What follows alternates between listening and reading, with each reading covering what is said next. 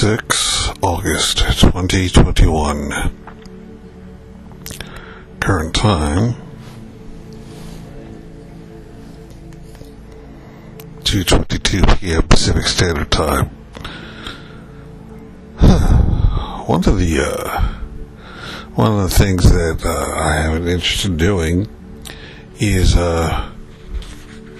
looking into contact with preferably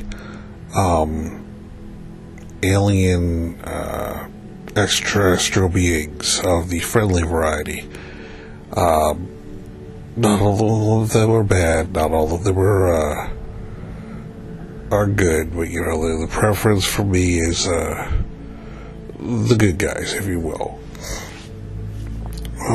In recent times, I've seen some shows about CE5, which is Close Encounters of the Fifth Kind. And this, it looks like this will be my personal first entry into this particular podcast scenario. My name is Scott Albert, by the way, and I go under the moniker, or use the moniker, Scott Albert Consultant. So I had been waiting for some information from a CE5 group. Basically, I wanted more knowledge and understanding on how to go about making such contacts, because apparently in the groups, this is something they do, and they get, I guess, connection and feedback with regards to doing this sort of thing. Now, you'll pardon me, I did just wake up a few minutes ago, so just bear with me here. So, I guess, from what I've read and seen thus far, the simplest way to do this is to perhaps, as an individual, go into the dream time. I'm not speaking of the Aboriginal dream time per se, mind you, but to reach out in one's sleep in order to partake of this particular activity. So there's something I read out there, I believe it's called, well, the subject matter is contacting your star family. So okay, they basically had like this meditation where you go to speaking either in just your mind's eye or in your heart or both to your star family, because apparently we're all stardust, and we have connections to these sorts of interstellar or extraterrestrial familial connections. So it's okay, how can we simplify this? Because I got enough to think about in terms of using my brain power and my memory, which is still,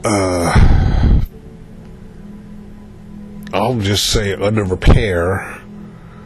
Perhaps under reconstruction, having undergone 3 different surgeries in a 12-month period. None of them were neural surgeries or interventions, but man, my brain is not the same as it was before then. So, the way this works, at least, what I came up with was to simply focus on my heart and to reiterate some derivation of the statement, my star family, please allow me access to our previous encounters. I just kept repeating that. So, this is, for one, kind of the first dream I've had in a while, because I haven't had too many dreams recently. Pardon me, prior to this, the most out there dream I want to say I've had is I was patrolling the streets of Philadelphia, Pennsylvania as a cop. Any of you that know me, I'm not against cops, especially the good guys. But I've had the conversation about going into that particular field of endeavor, and I kind of turned it down flat because personally I don't have the correct psychological profile to do that. That's another story for another day. But let's get back to this dream. In the dream, I was at some sort of mall. I'm really not sure of where it was or is. I have the impression that it was somewhere in the area of New Orleans, Louisiana. And in this dream, what I saw was a party who was played on,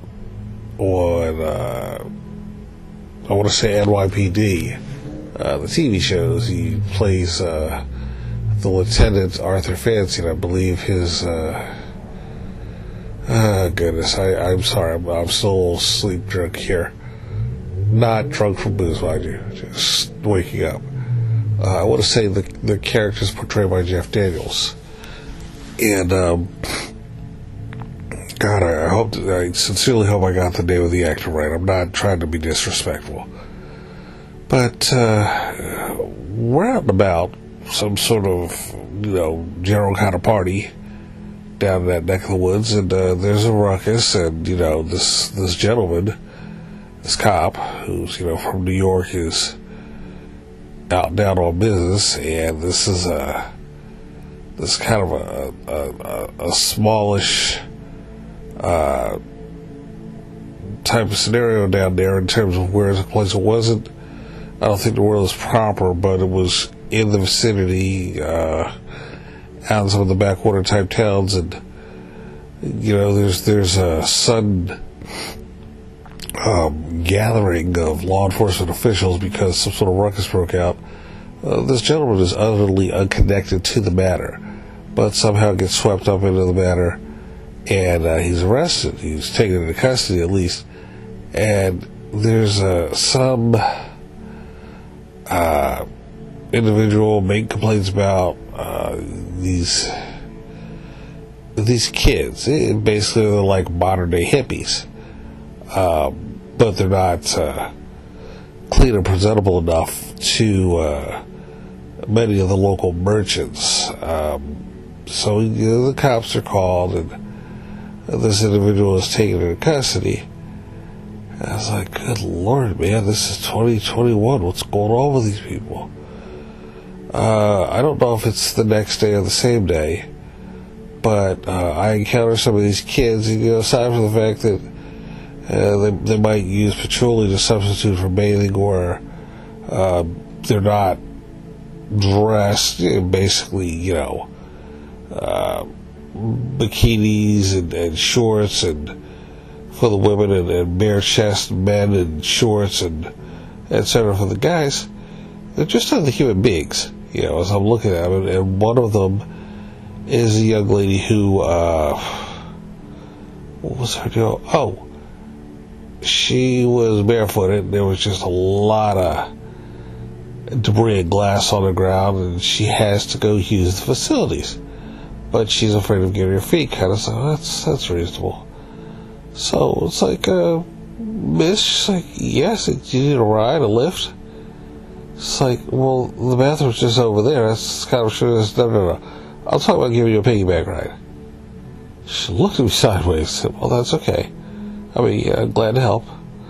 So I kind of, instead of her, doing the full-on piggyback thing, somehow she kind of gets her knees up on my shoulder, her shins up on my shoulders, and, I take with her hands, and we do a balancing act, and I walk her over to the ladies' room. I put her down and say, I can use the same thing.